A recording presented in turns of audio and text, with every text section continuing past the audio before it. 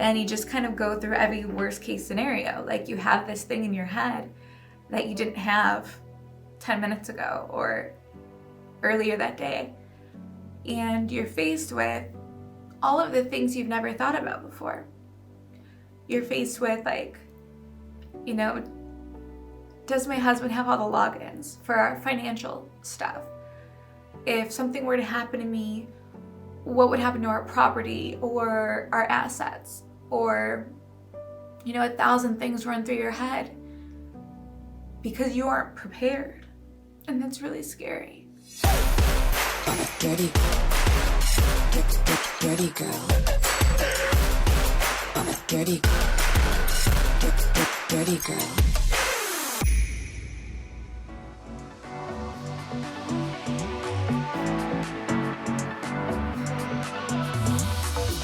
Okay, so it is Halloween weekend, and I love Halloween mainly because it's my birthday weekend. So one of my dearest friends, Julie, from 5th grade, is here in town visiting me, and we're gonna do a little content creator photo shoot vibe and then go to a Halloween party and have all the adventures and all the fun. So let's get into it. Julie is one of my oldest and dearest friends. We actually connected for the first time in like 4th and 5th grade, and we've kind of been close ever since. So for this year on my birthday, she decided to kind of come up and reconnect with me, and I was stoked. Like the whole weekend with her is gonna be so good for my heart and my soul. So I was really looking forward to seeing her for my birthday.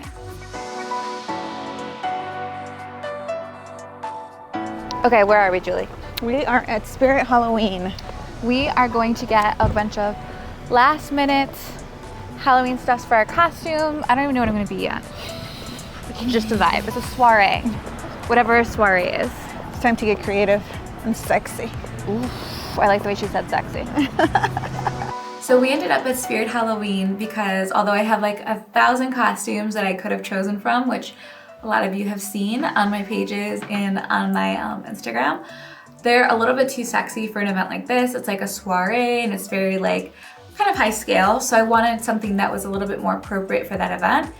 There was like a line wrap the entire way around the building and everything was picked through. So we just kind of did the best we could with what we had and got together some cute costumes for the event that night.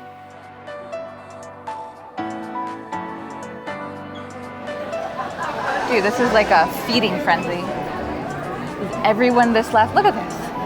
What is this?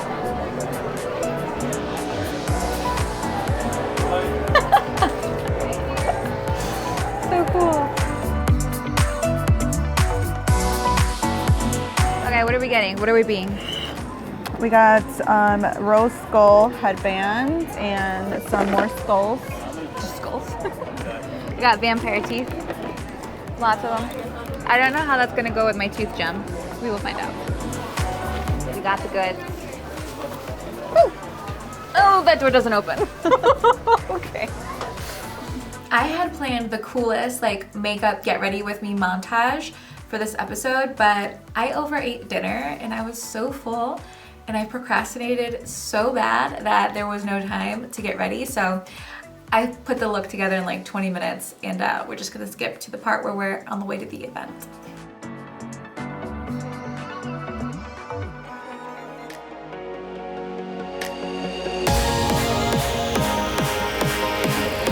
Okay, so we just, I look so dumb when I talk. We just got here, we had to sign a waiver to get in. I don't know what that's about. I guess we'll find out. When we pulled up to the event, there was this huge line out front. The front of the house was all lit up, it was gorgeous. I was super excited. Like, I found this event, I think on Facebook, like in an ad. So the fact that it wasn't like something super sketch, that alone was a win for me.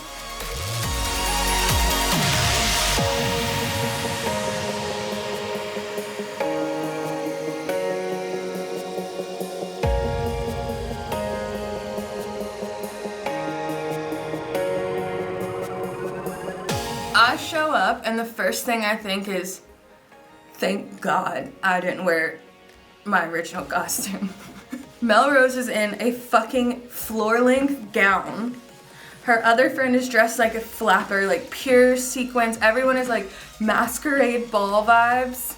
I was this close to coming as Dale Earnhardt Jr. Like, this close. And I'm so glad I didn't. I mean, I still came as a goth Louise Belcher, so I still didn't really fit in, but at least it was a dress.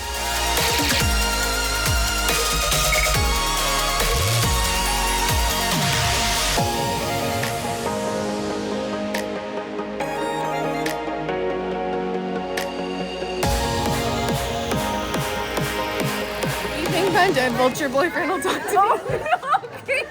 Oh, no, Katie. I dated this guy named Matt. We love him. We were together for 5 years. He died. Overdose. It fucking sucked. His best friend died 2 weeks before he died. So it was rough. We'll get into that later. My place of work that I will not disclose. I have this friend and her mom's dead, and like we got really close, and she's like chain smoking in her Subaru, and she's training me, and there's this little fucking bird, like, you know, parking signs. There's this little adorable bird up there, and she looks at me and she goes, "You ever think Matt comes to see you in like animals?" I said, "No, bitch. What the fuck?" I do not. And like, if you knew Matt, like, where the fuck am I gonna find a drunk possum? Just so I know, like, oh, there's Matt. Like, he's not gonna come see me in a blue jay. Cute little robin. That's not, no. That would not be him. Context, Matt was like the stereotypical Zoomies store manager that you see in memes. Like, what's up, bro, Matt? He wouldn't be a fucking blue jay. Anyways. It started to be this whole thing where we're like, let's find the animal. We drug it out so long. The amount of hours at work that we put Googling, like, why isn't my dead boyfriend haunting me? Instead of working, don't tell my boss. But the internet said that I had to stop being angry. So I was like, all right, I'm not mad at him for not haunting me, whatever. And then at work, this motherfucking vulture keeps showing up over and over and over, and we were joking, we're like, that's Matt, like, he would totally eat trash. He was bald. That makes sense. Blue jay, fuck no. Vulture, yes. And so now Matt's a vulture. Oh, and on the anniversary of his death, I walked outside and there was a vulture circling my house. Swear to God, I'm not a spiritual bitch. Like, I mean, like, yeah, but like, I don't truly think. At the time, I didn't truly think that my dead boyfriend was a vulture. Until I walk out on literally the anniversary of his death and a vulture circling my house. Insert that video. I videoed it because I knew it sounded like bullshit. Because that shit doesn't happen.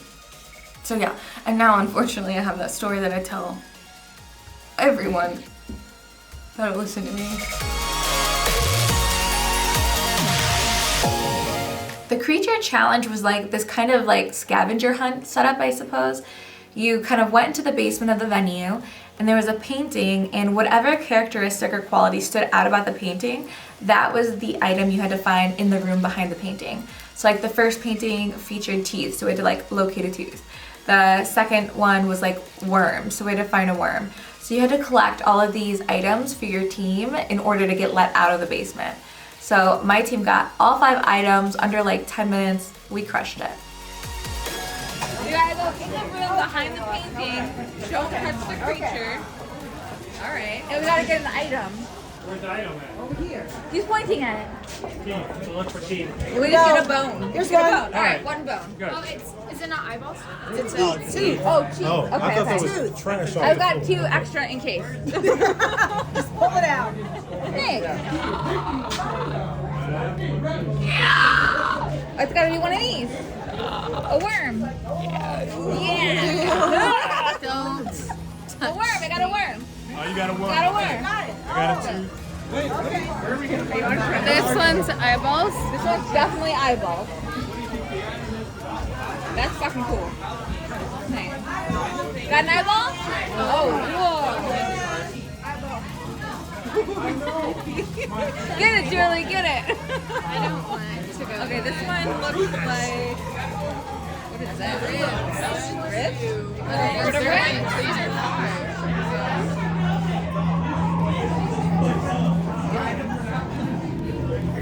oh, look up.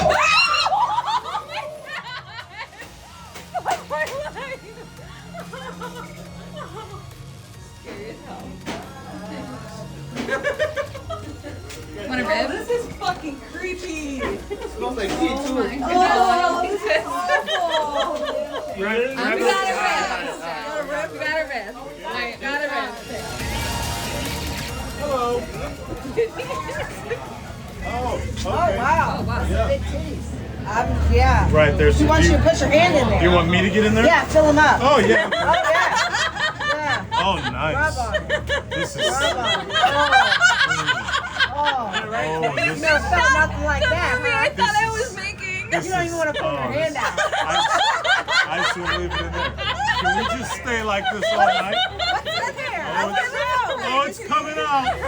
Oh, it's coming out now. Oh! It's a nutsack, I think. Okay. You guys are Got it. committed. Yeah. Okay. Yes, we got it. Hey, are you going to be around for a bit? For the team. I'm so You should not have that. That fucking grosses me out. He threw one of these bitches at me. No, ma'am. No, ma'am.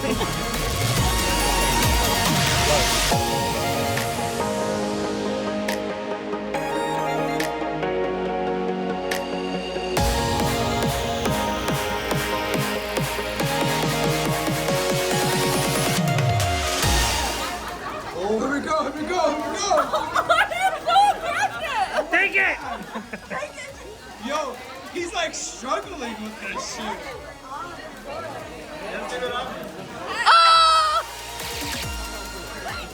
Yeah, she just dropped it too. Are we going for the?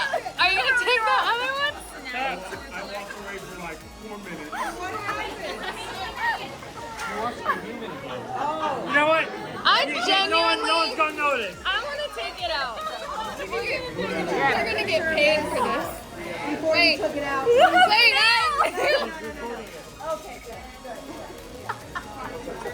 You gotta hold it. I have nails. What? I can't get it. You to get it. My nails.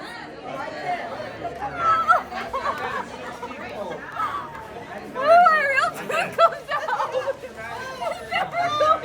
I just have this now. What? This is who you are.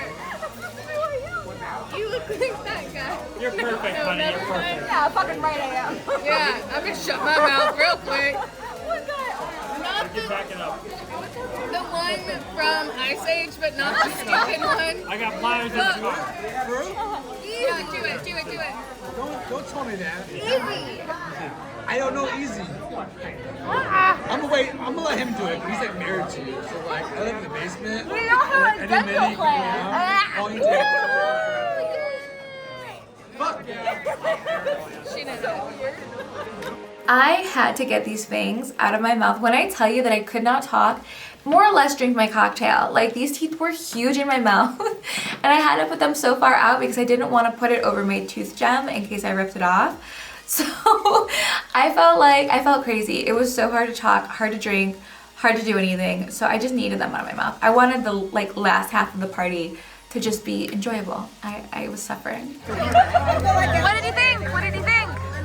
I'm fucked up. I'm feeling great. You feel me? What did you think? What did you think? Julie! What did you think? That was amazing. I had so much fun. I think $20 shots, huh? What do we think? What do we think? I was in the cage. Highlight of his night. Subscribe to my OF. You know what I'm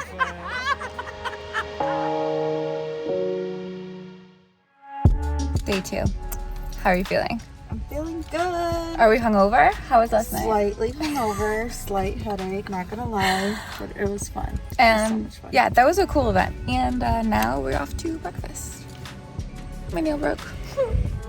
with Julie in town for my birthday, we wanted to make sure we had some like one-on-one time for girl talk and just catching up.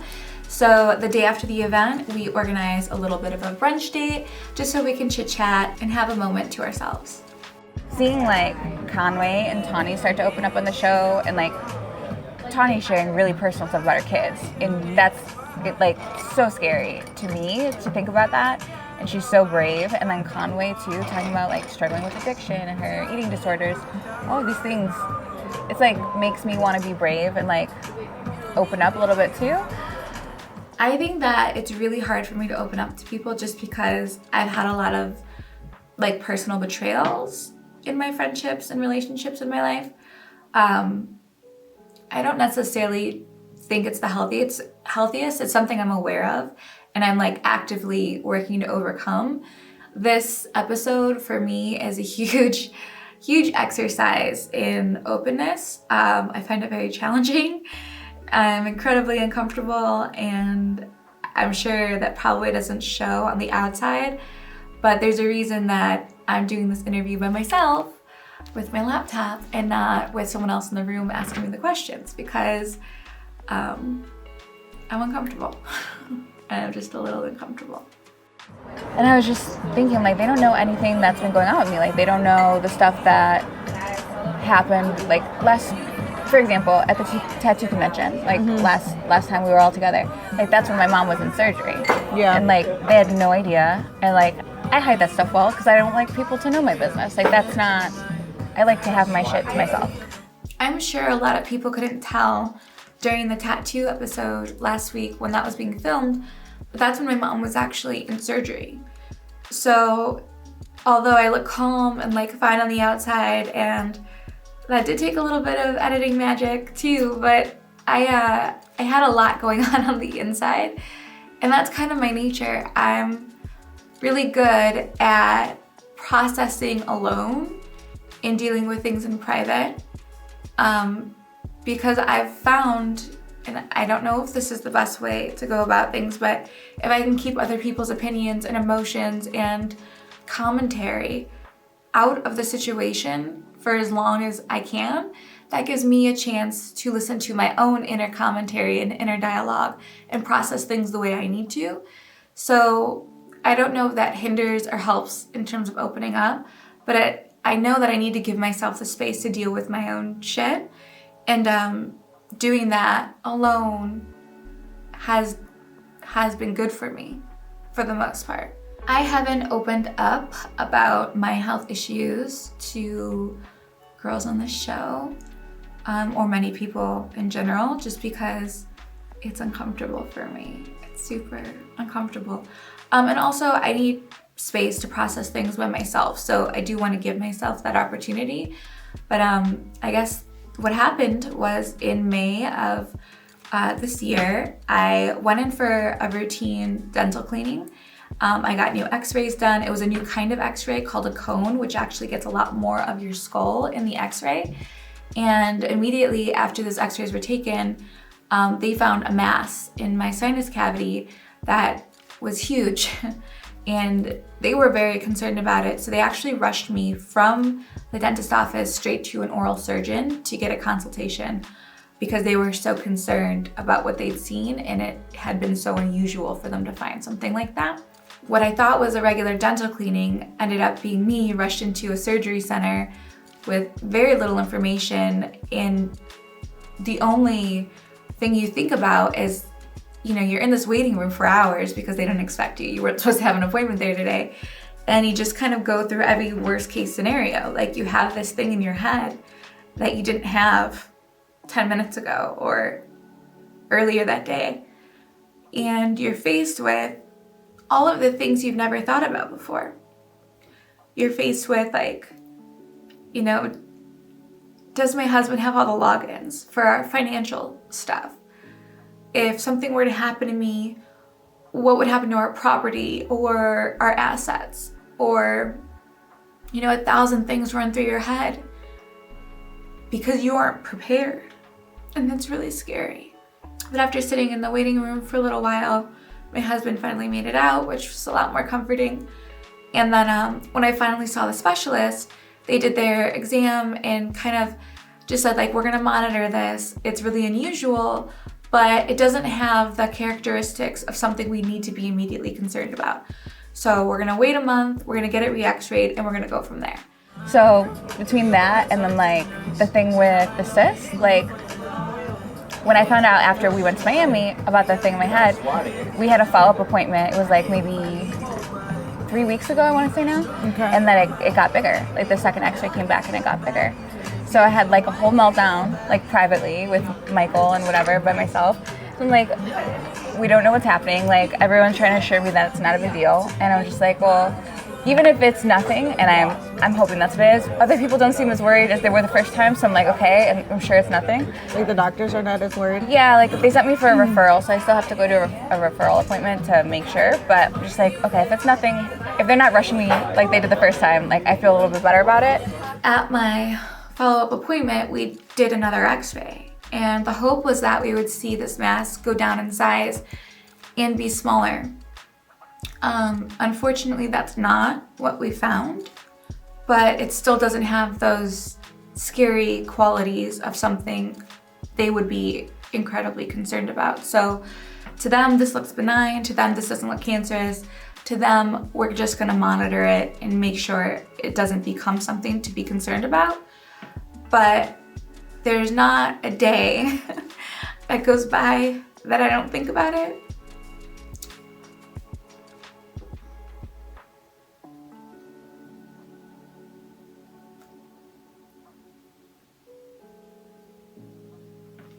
I'd be lying if I said I wasn't scared. But at the same time, I'm someone who really doesn't like to think or worry or waste my energy on something until I know for sure. So my plan, as of now, and for the moment, is to just do everything I want to be doing and double down on the time I know I have, which is now. And to be unafraid, because it's probably nothing and I'm probably fine, and that is enough for the moment. But it makes you wonder, like it makes you feel how short life is. It makes you like realize your mortality a little bit. I thought that was yours. So I've been dealing with that a lot lately. And I think because my birthday's coming and everything, it's like you're getting older and then you're thinking about like, I don't know, like, I feel like there's been 3 times I've been faced with death in my life, like very in my face.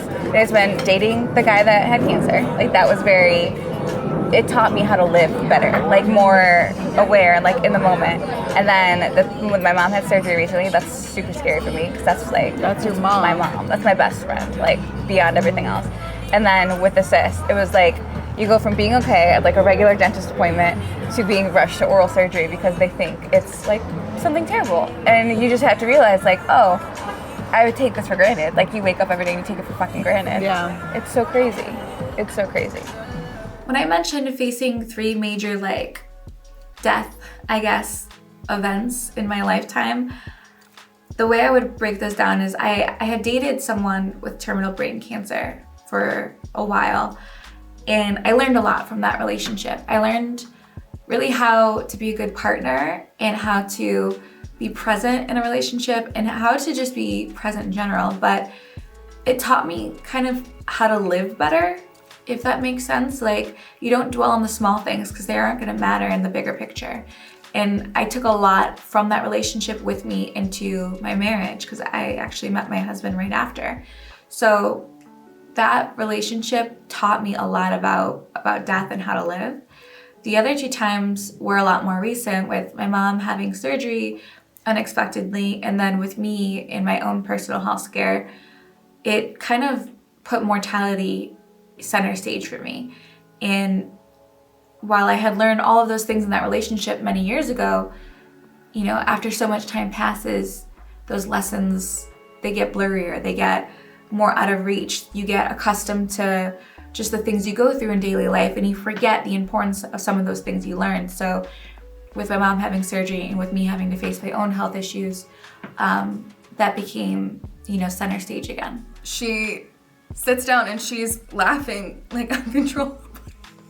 And she's like, you're never gonna believe what happened to me today. I went to the doctor, this or that, and they found a lump. But the way she's delivering it, I'm thinking it's funny. Like, I think the story is funny at the end. So I interrupt her and I'm like, was it filler? And she's like, no, bitch, it's not filler. I only have my lips done. And I'm like, okay. Just me over here with a face full of filler, just rub it in. But you could tell she was really stressed out, but we both cope with humor, if you can't tell. Yeah, it's nerve-wracking. Are you still practicing your daily gratitude like every single day? Not every day. I've been, especially right now, because it's like I'm so busy. So I'm like, I've been going to bed late, so I'm trying to sleep in to give myself grace and like be rested because I know I have so much shit to do. But then I'll skip meditation. I'll skip meditation so I can get to the workout. Yeah. So I'm like, I gotta pick one because I don't have time for both. So I'm trying to be better. But so if I could give you one tip, even if it's not like a full meditation, because I know like life happens. Yeah. But like before, like as soon as you wake up, thank you. Yeah. Just say thank Gratitude. you. Thank you for another day. Yeah. Thank you. And like just repeat that, and I think that automatically puts you in the better spot. Yeah. And it's something so simple that doesn't take a lot of time. Yeah. Because once we're out of bed, we're facing life, everything. Yeah. Everything is all at once, and we have to give ourselves grace. And I think just practicing gratitude is it just makes a huge difference. Yeah. Because like you said, you're dealing, you start to think about your life and like mortality, and and then you're not present deep shit at all. I think that I need to just make more time. I just need to get past this Halloween. This holidays is crazy. It's like Halloween, 4 other people's birthdays, husband's birthday, Thanksgiving, then more Christmas. Yeah. And then it's all like so heavy for content at the same time. Because it's holidays, so you want to take advantage and make great content and like. That's the hard part about the creator life. Yeah. Is getting the content out. I know. That shit's fucking stressful. It's so exhausting. And people don't think it's a real job. That's so fucking stressful. Like, one, it takes a toll on your mental health because you have to be your own hype person. Like, you have to hype yourself up. You have to get into that state. Once you produce, then it's like, then you can't be overly hard on yourself in the editing. Yeah. And you just tear yourself down. Yeah. And then you chicken out. Like, a lot of my shit, it's like 90% there. I'm like, all right, I'm not posting shit. Never mind. This is a bad idea. No. Back to the drawing board. So yeah, I don't know. I've like seeing them open up makes me want to be more open, but it's also like I have a lot of trouble opening up to new people in general. Like anyway. But I mean, it's heavy shit. It's like heavy shit, for sure. But then on the other side, it's like I'm trying to protect this space for myself to process too, you know?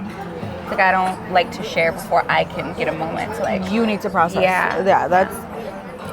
I think that because I'm in the spotlight or because I make content, people think that I like the attention.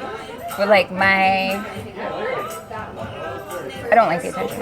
Like I feel like making content and being public facing is like a part of the economy. Like if you want to be majorly big in business and successful, you have to have an audience because it's the quickest way to monetize something and to move product or move services. Like I get the business model behind it. So it's like it feels like a necessary evil or like a means to an end. Yeah. But like if I could, because there's OnlyFans creators that are completely faceless and make a killing, or they don't have any social and they just do traffic and promotion on OnlyFans.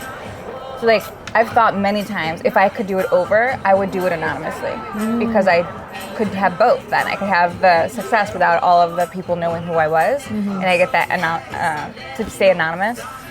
But I just don't think that's the way things have moved, like in the world. Like because if you're a Kylie Jenner, you can launch something day one and have $1 billion business, and like that is so powerful. Like how could you break the internet? Yeah, exactly. So like I get why it has to be what it is, but that's why I'm not like a sharer because I don't like people knowing so much about me. Like it feels weird even when I'll have a fan be like, I saw you at the airport, and they'll tell me after the fact. Like, and they'll DM me on Instagram, and I'm like, that makes me so uncomfortable. Not because if you had come up and said hi, that would have been less uncomfortable for me than knowing people know who I am and I don't know who they are. That is uncomfortable. Or like, well, people will ask me about my husband, but they'll ask me on OnlyFans, which is like, I have different channels, right? Like YouTube is more of my real life. OnlyFans is fantasy. It's a business. It's not.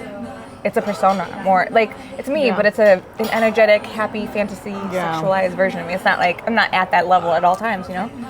So like when they'll use that channel to be like asking about my husband, like that's not like what we're here to do. Like no, there's a different place for that, you know. Or like someone from high school messaged me on OnlyFans, and I'm like, you're talking to me because you know me, and like that freaks me out because you know more about me than I know about you. User U3742. Like I don't like that. It should be both. It shouldn't be one way. That freaks me out a lot. So like it gets uncomfortable sharing because I think people think that that's because I do what I do and I'm out there and I have, you know, I'm social and all that, that I'm okay with that. That is not my character. Yes, and you're setting healthy boundaries. So it's okay to not share everything. Right. Yeah. Until you're ready, because one, you're processing. Yeah. Two, that's part of your boundaries, and that's okay to have those healthy boundaries until you are ready to share, even if it's uncomfortable. Yeah. Which I know it is uncomfortable. It is. I don't know why it feels like a weakness. Like it feels like, you know, like how you're not allowed to hurt. Like it feels like if people know I'm human, like oh, like you do normal things. To think that I'm just a person, like I don't want them to know that. Like, and also too, like I know so many people look up to me, so I feel the pressure of that. Like with creators, like oh, like you have all these things going on, and you're doing so well, and Sex for CEO and all this stuff, and I'm just like, yeah, but there's also days where like I binge and watch Netflix because I can't deal with the things happening in my life, you know? Like, I'm still a person. Like, I'm always, it's an ebb and flow, but it's like once a month where I feel like it just is all falling apart. Like, that's very habitual and ritual for me. And I think that is for everyone. But, like, I don't need the world to know that. Like, I'm good. Yeah. I like that in private, and it's my thing, and I'll deal with it because I know how, and I'll get back out there, but I think that's like, it's also, and I'm probably doing a disservice too, because I'm sure so many creators are like, how is she doing this? You know, because it looks like that, and that's not always the reality. It's like I have a team in place to make sure things keep running when I'm not running, right? You know, and I think that's how actual celebrities do it too, right? Like they go into hiding for months. Like Kylie Jenner had a whole baby without anyone knowing. Like the fuck, no one was the wiser. And oh my god, nobody like it didn't affect anybody. You know, like. It's okay. No, it's okay to have those moments of privacy. It's you need that for your mental health. I need a picture of this dog so bad. While it's peeing. I just got his tail.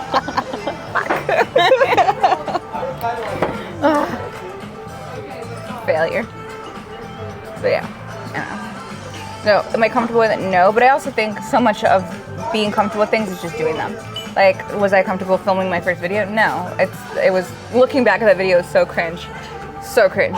Like, in my eye, like, no one told me my eyebrows were bad and I needed Botox really bad at that age. So it's just like, stop. You go back and you're like, oh God. Because we're our biggest. Well, yeah, for sure. But I'm just like, man, I don't know how I have any fans. It makes you wonder. But it's just like that. It comes from doing it. You get more comfortable by doing it. So it's just like, okay, rip off the Band-Aid. Do it. Fucking do it. Do it. Do it. Do it. Do it.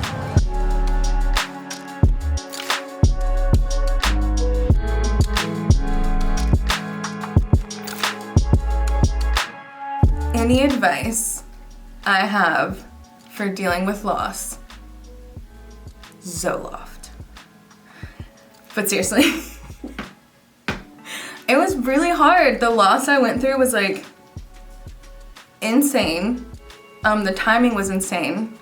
So Matt's best friend passed away and he was having a really hard time coping,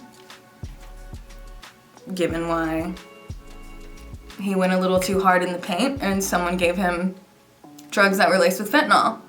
And then Matt died, so I can't imagine what his friends were going through. But for a long time, I didn't want to take medication for some reason. I was like doing fucking yoga, I was getting sun, I was doing whatever. And I was like, I don't want to take medication. It just felt weird. And then eventually my therapist was like, bitch. She didn't say bitch. She's like, I think you should take some medication. Changed my life. But listen to your doctor, and also, you're gonna lose friends, which sucks. There's this thing called secondary losses, and that's the hardest part. I mean, obviously losing your person is hard, but you go through this and then you lose your best friends who can't handle whether or not you're just hard to be around. I was a dark cloud when I entered a room, and I lost one of my best friends. And to be honest, I treated her, like, now that I'm more level-headed, I can definitely see where I treated her like shit. Sorry, Madison. She was a really nice person, and I kind of expected everyone to drop their life for me. Like, what do you mean you want to do laundry? Like, I'm sad and I want you to come sit next to me. Because it feels like the biggest deal in the world, but like, people have lives, and that's the hardest part, is everyone getting on with their life and having to go back to work, and then like nothing happened. And also,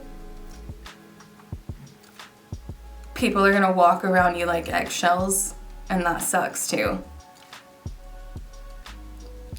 Like, you feel like you make people uncomfortable when you walk in a room. Now I just do it on purpose. Dark humor is great. I think that with every birthday, you start to kind of feel like you have more time behind you than in front of you, which is so silly in the bigger scheme of things, because people live like 100 years old these days. And that's only gonna get extended with, you know, new advances in technology and whatnot. But there's this like saying from my generation, which is like, you only live once, YOLO, you know? Which is supposed to make you be free and spontaneous and take risks and go on adventures, and that's all beautiful and that's amazing. But the reality is you only die once. You live every single day. So I think that is the message, is that we need to live every day. Like, we need to take advantage of the moments we get, because we take them for granted. And I don't plan on doing that. I'm gonna make the most of this shit.